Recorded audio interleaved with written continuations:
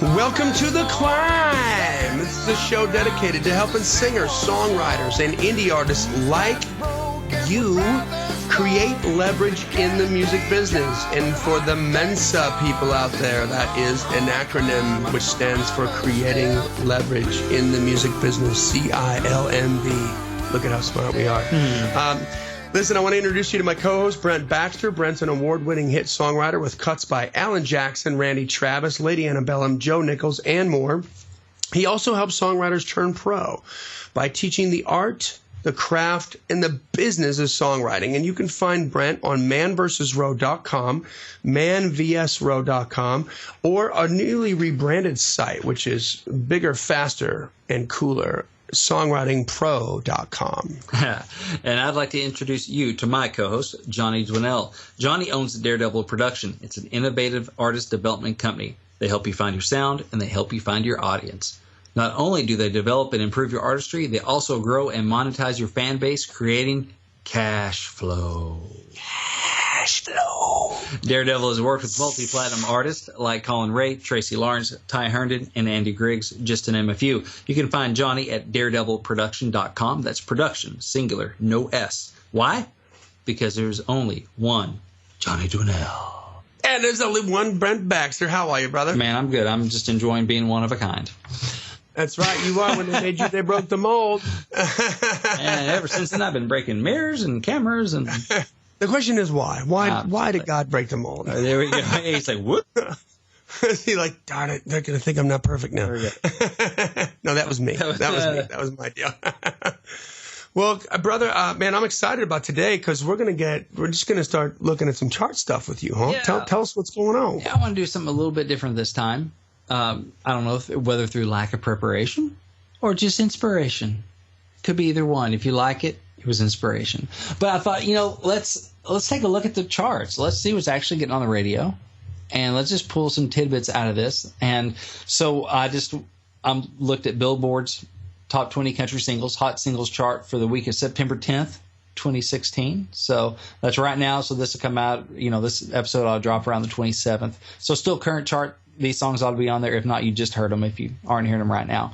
But I just wanted to pull off, about 4 songs or so, kind of dive into them a little bit. We're not going to do a deep dive pulling out everything, but there's kind of like one lesson or two I just want to pull out of this and help you learn a little bit, hopefully, and just go, oh, look what they did there. See what they did? They did that.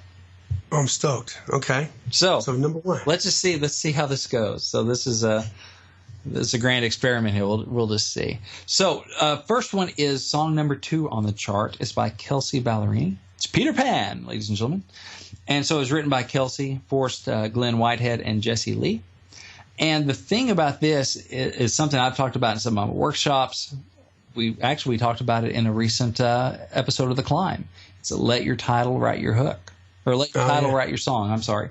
So, and I don't know the writing process for this. I imagine it started with the title just because it's Peter Pan, right? They probably started with that.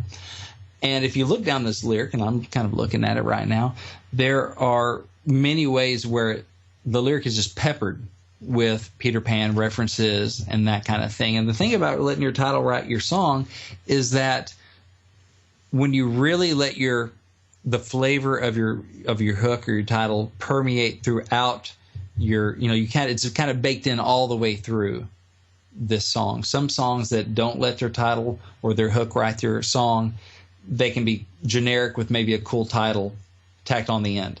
And that's not what they did here. You want the flavor of that cool hook or the cool title to kind of go all the way throughout the cake, right? Or your gumbo or whatever. I really like this song, by the way, and I didn't like her second single, but this song, I thought she came back and did a real good job. Yeah, it's cool. It's cool.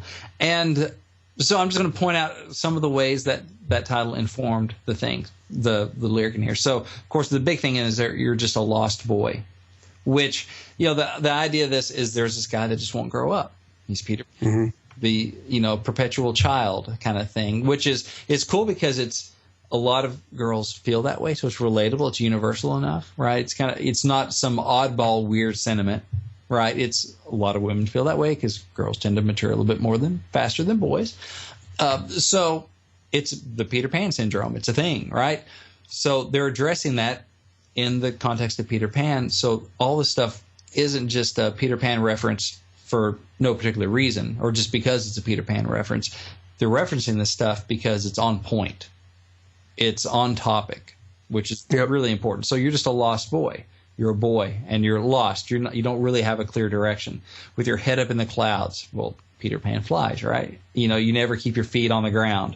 So it's those kind of references, but also head up in the clouds, you don't keep your feet on the ground, have double meanings. It has the literal Peter Pan flies, but then it also has he's just a dreamer. He's not really grounded in reality, that sort of thing. He's still kind of a child and a dreamer. So smart. Nice double meaning there. Kind of 2 for the price of 1, which is really cool. Then always going to fly away. Just because you can't. He's a lever. Peter Pan flies again. But also this guy, he's not committal. He's not committed. He's not in it for the long haul. He's playing. He's having fun. He's a player, right? So he's going to fly away because he can. But you're never going to learn there's no such place as Neverland. And so maybe whatever the dream world he's looking for, that perfect whatever it is, he's not going to find. And so you're never going to grow up. You're never going to be a man, Peter Pan. So that is right on target with the Disney Peter Pan and then what this guy is like. So they really, and even down the next verse it talks about, I wanted to believe in you. That kind of stuff is Peter Pan. So much nice double meaning in here. So it really gives this song its own unique flavor. That is the flavor of its hook and its title. So all the way through, it's kind of one piece, which helps it. There have been other songs about boys that won't grow up into be men and they're just immature. That's been done before. Mm-hmm. But they haven't been done like this. Mm-hmm. And this is going to be different because they said it and they really let that title write that song. And I wasn't in the room for that. Wish I had been. But I imagine it was either just title first, well, what does that mean to us? Or title and concept, but they baked it all the way through. So I just thought that was really cool how they did that. And, it's number 2, and I don't know if it's been number 1 yet, but it will be, I'm sure. I think it'll go number 1. Yeah, it's so good. It's so good. Like, all that. There's some of the obvious connections that I got, but then you point out a couple other ones that I was like, oh yeah, of course, because I'm trying to remember Peter Pan. Right. Yeah. Well, I have the 5 and the 2-year-old at the house, so I've seen it kind of recently. Yeah, it's fresh for you. A little fresher, But yeah, so it's just cool how they took a minute. They thought about it for a second. They didn't just probably throw it out in 20 minutes and go, "Well, done." There's some thought put into this, but they let that title write it. So. That's song number 1, which is song number 2 on the charts. Oh. Yes. So next one is Make You Miss Me by Sam Hunt. It's number 3 on this week's Billboard chart, Hot Country Singles chart. It was written by Sam Hunt, Shane McAnally, and Josh Osborne, so whose names you see a lot on the charts. But it's number 3 this week. And what I just kind of wanted to pull out of this a little bit is using imagery to prove character. So he's talking to this girl, right? And her character is basically she doesn't stick with anything for too long. And maybe she's a little bit of a female Peter Pan. Okay. Maybe. A little bit of a flyaway. A little bit of a flyaway, right. And so they could just say, hey, you're always on to the next thing. And they do some of that, some telling. But they also do some nice showing. They use imagery, so stuff I can see, but it also speaks to her character. So you hear a new song, and it's your favorite, and pretty soon you'll be changing the station. So I get some of that visual. It's an example of how she doesn't land on anything for too long, how she's always on to the next thing, right? So same thing. Oh, it's my favorite. Boom, changing the station, next thing you know. And I can see her changing the station, pushing the buttons, turning the dial. I can see that. And so right off the bat, I'm starting with a little bit of an image. So I'm getting into the movie. The next line, all your old shoes are looking brand new. They want to be worn, but they never get the chance to. Right? So all their old shoes are brand new. She wore them, but she never wore them out. She was on to the next pair of shoes. And as a married man, this hits deep to home, man. There are a bunch of dainty little women's shoes upstairs that I don't wear, but apparently neither does my wife. So, no, she's pretty good about that. She slowed down quite a bit. But just that image of, I see a closet full of shoes that are still looking new, just sitting there, not being worn. I see them in the closet. But that speaks to her character of always on to the next thing, always on to the next thing. Ooh, it's shiny, it's new. Okay, next. Squirrel. Yeah. Yeah, right. And I love when I'm a huge fan of imagery in songs. So, I've taught workshops on imagery. I've got a whole course on imagery that you can get on songwritingpro.com, about putting imagery in songs and that sort of thing. This is one of the things I talk about, is using imagery to prove character. Another great example of this, which is not on the charts anymore, is I Drive Your Truck by Lee Brice. Check that out. Pull up that lyric and look how much you learn about the guy that owned the truck. Not Lee Brice's character, but his brother's character in that song. Yeah. How much you learn about him from the items that are in the truck that they describe. Wasn't there like a Gatorade bottle rolling around the floor or something like that? The Go Army shirt folded and the dog tags from the rear view. You learn a lot about that guy just from his truck. We get to play kind of detective and stuff. So it's really cool. So Make You Miss Me has some of this cool stuff in there. So that's like literal stuff that is talking about this girl's character. So it's not just him saying it, he's proving it. It's not just a he said, she said. He's bringing up evidence, right? I look at a lot of times the lyric in your song is like you're in court and the jury. Oh, that's a good way of looking at it. You're in court. You're one side's attorney, right? You're the lawyer for the defense or the prosecution or whatever. And the listener is the judge. Or the jury. The listener's the jury, right? And so you start off, okay, this is the verdict that you're going to reach at the end of this. You're going to see why. Here's the evidence. The verdict you're going to reach is this girl is always on to the next thing, never sticks with anything too long. Here's Exhibit A. She'll hear a new song. It's her favorite. Pretty soon she's changing the station. Jury, I'm going to present Exhibit B. All of her old shoes are looking brand new. They want to be worn. They never get the chance to. Because she's always buying another new pair, a new favorite pair. And so you're laying out the evidence that points to the verdict you want the jury to reach. And so the listener's going, yep, okay, that's how she... That's such a good way of looking at that, dude. Like, I never thought of it like that. Like, okay, I just learned something right now. I just got schooled. Hey, love this is all for free. So, but yeah, he's laying out the evidence. And he's saying, here's the verdict I want you to reach. So, and he's using examples. He's using imagery, or they are, the writers, using imagery to prove her character. So, let's see. What are some other ones in here? I'm just going to, they do some telling, but they set it up first with the imagery. And then they have some other nice imagery, make you wish you were sleeping in my shirt, lie about my jacket, and tell everyone it's yours. When your phone rings after midnight and you're thinking that maybe it's me, I'm going to make you miss me. So some other stuff I can see. But then it goes to a little bit more of a metaphorical way of proving imagery. So we had literal in the first part, the song, the shoes.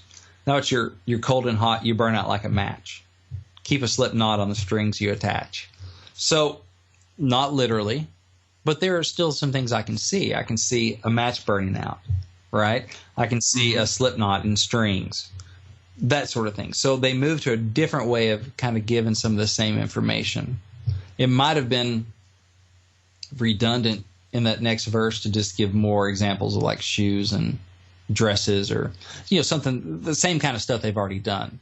But they move it to a more of a metaphorical way, which is basically giving the same type of information. It doesn't really move the story forward. But they are at least presenting it, serving it up in a little different way, and still some imagery in there. So, anyway, that's just what I wanted to pick out about that one. That's a gooder. Thank you. Balloon Boys, they've written a hit or two. Yeah, they have. All right. Excuse me, I'm going to cough here. Mute button. So wonderful. Mute button. All right. So next one is song number 4 on the charts. From the Ground Up by Dan and Shay. Written by Dan and Shay. So this is a little different one. This is your positive love song. And what so the two we've looked at so far are a little more negative, telling someone they're going to miss you or someone that you ain't going to miss them kind of thing, you know, because they're not going to grow up. Mm-hmm. This one it's a first person point of view, or the first point of view, meaning me singing to you, right? So right. Dan and Shay are singing to the girl that they want to build this love with from the ground up. And so first person or first point of view, as I refer to it, is the most immediate. It's most personal. It's the best for straight up positive love songs. And we've talked about that in previous episodes. Yep. So, and another thing to think about this is, you know, what does the listener want to hear? What does the female, particular listener, want to hear? And so they're singing directly to her, just a straight up positive message. I want to build this love from the ground up. I'm going to be there forever. It's what she wants to hear. You know, yeah. It's very simple. It's not like this big, tricky thing. There's not a lot of math. Yeah. This one, it's just like, you know what? I'm going to tell this girl what she wants to hear, that I'm always going to be there. And I'm in it for the long haul. It's simple, but it's beautiful. I remember this song, Good Morning Beautiful by Steve Holy. It hit a long time ago, quite a while back, but a big number one for him. And, you know, just a ballad, Good Morning Beautiful, how was your night? You know, mine was wonderful with you by my side. All this, you know, cheesy, just love, love, love, love, love. And, you know, I'm a dude and I'm single. So I'm like, I asked a friend of mine, this girl, I'm like, why is everyone flipping out over this song? Because it's just super simple. And listening to it as kind of a writer, you know, wanting some lyrical tricks and bells and whistles and or story or something, it just wasn't any of that. Yeah. Why is everybody flipping out? She goes, because it's what I want to hear. I want some guy to look at me in the morning, go say, good morning, beautiful. That's you're like, note to self. No, yeah, well, unfortunately not, because, I mean, you know, I'm still trying to learn that lesson. Just keep it simple and just tell them what they want to hear. What's in it for the listener? She wants to be told, I'm going to be there forever, and I want to build this love and this life with you. Okay, yeah. There we go. Who doesn't want to hear that, right? So it works. And they also have a lot of imagery in there, too, kind of, you know, setting it up, talking about the grandparents and 65 years in one little house, kind of saying, I know what this is like, and I want to have this with you. Here's the goal. That sets the goal. Exactly. Right? It's a winner. So nothing real big to dig into that one. It's a ballad, which is, hey, those aren't everywhere on the charts, but it's just positive. Just think about, what does the listener want to hear, especially the female listener. What are your audience? What do they want to hear? You don't want to know what they don't want to hear. And I think that, again, it being first person is a big deal, because if it had been, I want to build this love from the ground up with her. Yeah. You know, the girls out in the audience are like, oh, I don't like her. Yeah. It's like Al Bundy said, don't try to understand women, hon. Yeah. Don't try to understand women, son. Women understand women. And they hate each other. Exactly. Like, well, I don't like her because she got Dan and Shay, and I want at least one of them. Yeah, exactly. I want them singing that to me, because that way I can be the girl that Dan and Shay are singing to. So I'm not singing about some other girl. Thanks. Oh, yeah, you want to take a girl off that, you know, has a crush on you? Go tell her about how in love you are with some other girl. Yeah. Let's see how that works out. Yeah. Yeah. No, it's simple stuff, but it's subtle, but it matters. And you got to be aware of it. I mean, this is what we're talking about, awareness right here. Be aware of what you're writing. Mm-hmm. Don't just vomit onto the page. Like, you've got to craft that into something beautiful. That means that it makes it more significant. Yeah, and it's funny how, hopefully for some of you out there, this little light bulb will come on. And I know it, because it's funny, you can write a lot of songs and sometimes something to click. Like, oh, what does she want to hear? Maybe this isn't so much about what I want to say. Oh, I was writing with you know, a hit writer. This was some years back, and I had this title, "What Makes a Man," and my thought on it was, what makes a man, you know, do this and do that, and basically screw up, right? What makes a man go cheat on his girl? What makes a man stay and drink too much at the bar? Whatever. What makes a man do that? Mm-hmm. But kind of learning from those mistakes, blah, blah, blah. That's what makes a man. I thought, cool. And I got a nice turnaround. That's, yeah. So I brought it into a hit writer, right? And he's looking at it. What makes a man? He's like, what? And I'll never forget. He goes, what makes a man is a woman like you. I was like, that's why you've had number ones. That's genius. Oh, positive love song equals new car. You know? But that was kind of a light bulb moment for me, just going, oh, wait, maybe I should be thinking about how to make this a I love you, not even an I love her, but an I love you positive song. Wow. That's just a lot more commercial. You're just starting off on third base, right? Trying to get back home instead of starting off, I don't know, in the dugout. So, hey, I got something to add to that.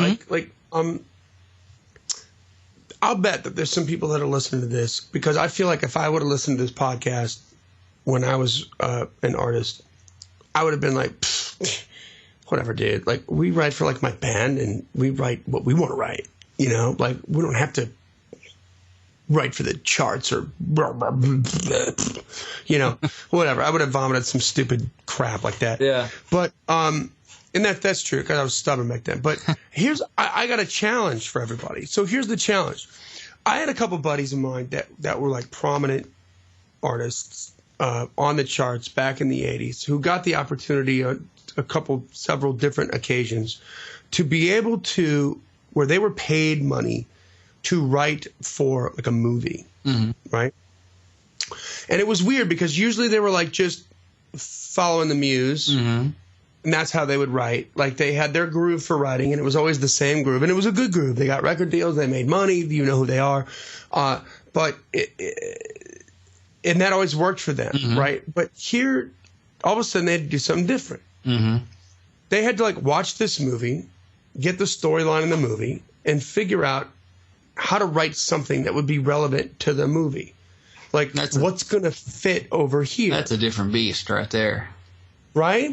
But the idea is that it's out of their comfort zone. It's out of what they normally do. And they just, the way that they explain it to me is the point that I want to make, was it was like this sort of cathartic challenge. Like, you know what? I don't even care what the outcome of this is.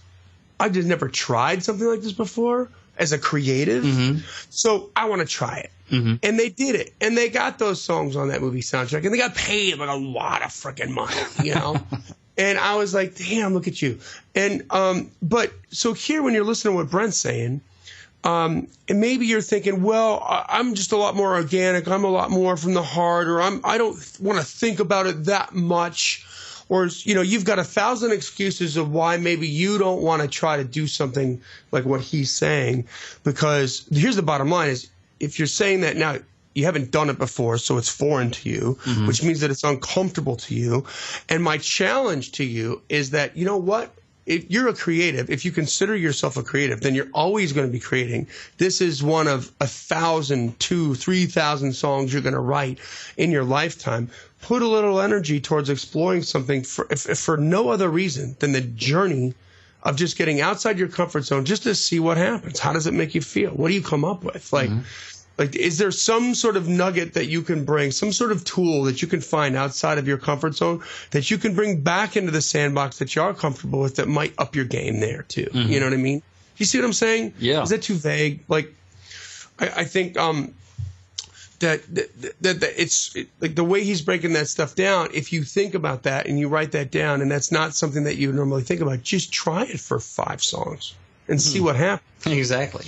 You don't have to have a damn goal in mind other than that. I'm just thinking I might come away with something here for myself to bring back over here, that kind of thing. But anyway, I done it. All right.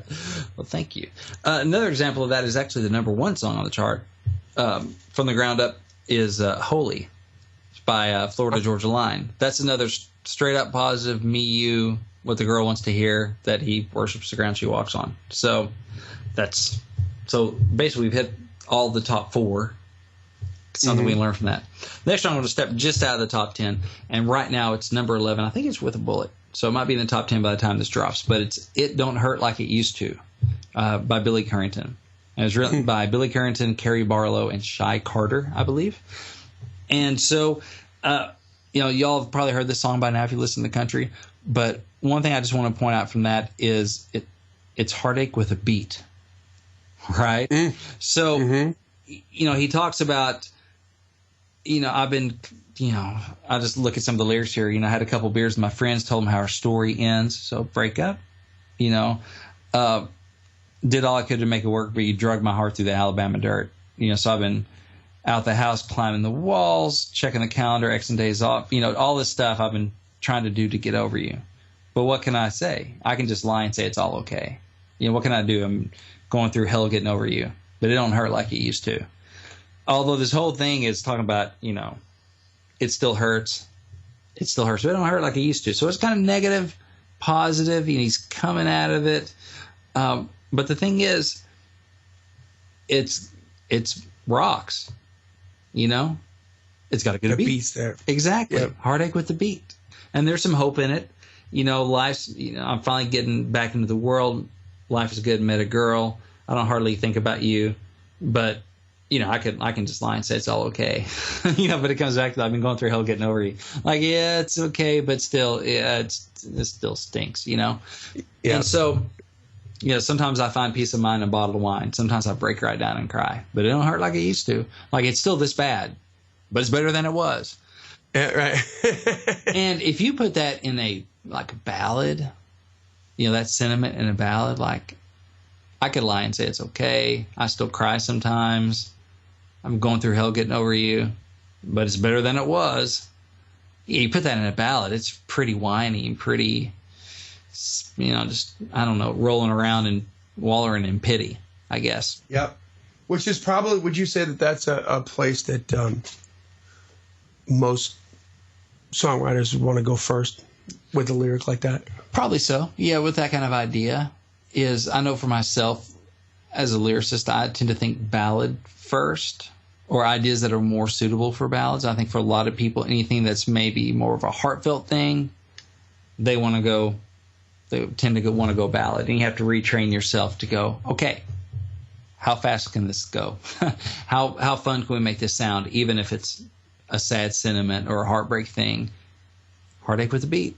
And you have to. Isn't that an interesting exercise? Yourself. Oh, yeah. That would be cool. I mean, I watched this David Bowie. I'll make this quick because we're running along. But this David Bowie documentary, and he would write out lyrics, right, the way that he wanted to write them, and then he would cut the words, each individual word from the lyrics out, and then put them in that order, and then fool around with them. Oh, right? Yeah. Because he could switch a word around and just do stuff like that's how he wrote. Suffragette City, right? Mm-hmm. And so sometimes I think when you do, you're saying heartache with a beat, if your natural instinct is to go, I'm going to do a ballad because this is heartfelt, I'm feeling really bad about this, I've got this person in mind, and I know who I'm writing about and why I'm writing this. But then you just take this, okay, do the exact opposite. Right. And put a beat to it, what would happen? Just for the sake of doing it, you don't have to write it like that. Mm-hmm. But what would happen if you did? Just to give it a shot. And what I tell people, and what I tell people is, hey, you still have your original version. If you don't like the new version, you own it. It's fine. Go back to the original. Nobody ever has to know. No one has to know. But if you like the melody, maybe just pop another lyric in there. Oh, look at that. 2 songs. So I think this was written by Billy Currington, Carrie Barlow, and Shy Carter, I think I mentioned. But I think it's just smart. It could have gone self-pity route that sounded self-pitying, and it kind of is.